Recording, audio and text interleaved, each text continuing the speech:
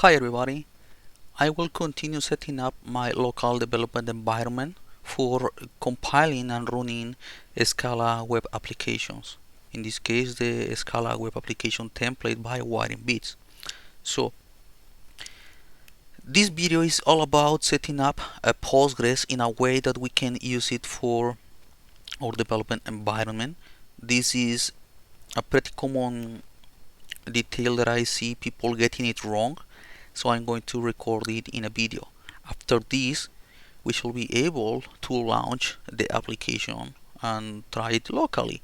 So the official documentation is suggesting that we can go to the official Postgres page for finding the documentation. So we could go right here and say that we are on Ubuntu. And this is not doing anything. Oh yeah, it is.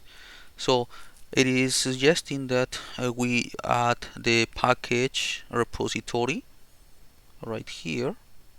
So I can copy this script, Control C. I will open a terminal. I will paste this. I need to put my password, and apparently this should be done. I need to import the repository key. Be aware that there is a hyphen at the end of the file, at the end of the line. So I'm going to add this. I'm not sure why this is deprecated, but anyway, I need to do apt get update to download the new repositories, data from new repositories, and then I can install a Postgres right from here. Instead of apt get, I'm going to use just apt install PostgreSQL. And if I want a specific version, I can specify it. I want version 15. So let me try. And this is claiming that Postgres is going to get installed. So give it some time and it will get installed right here. That it should be it for now. You're encouraged to always try the latest version. But what's next? We need to connect to the Postgres database, create the Wiringbits database, and create an extension, but we are going to visit this topic later in another video. So this is still working. There is also some commands for changing the password that I have documented in another place. I need to link it in the official docs. So set.postgres, it's more or less a copy of what we saw at the official documentation from Postgres. And then what I'm interested in is how to actually set the password and create a user. I don't remember how to change the password, but anyway, now that this has been installed, the documentation claims that the only thing that we need is to be able to connect to the Postgres database with this command. If it works, everything else must work. So let me try.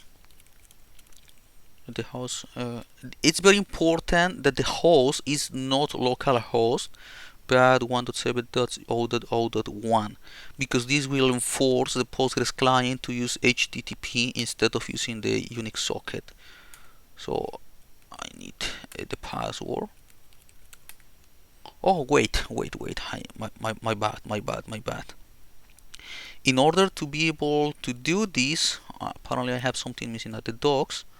I can use this instead, because this is by default a peer authentication. So sudo.u, I will log as the user Postgres and then connect to Postgres like this. Then this means that it is working. The inverted slash with an L will display me the databases that I have available. In this case, I don't have anything useful. And how do I change the password? That's a good question. I need to set a password for Postgres. I can try something like alter user Postgres. I'm not sure if this is going to work, but it's worth trying. With a super user password. I will put Postgres for now.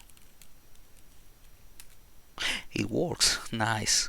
So I'm going to exit, and now instead of using peer authentication, I am going to use the normal HTTP connection mechanism, asking for the password that I just set, and then it works. Now I can connect to my Postgres database, and this means that I can proceed to run the application. That's it.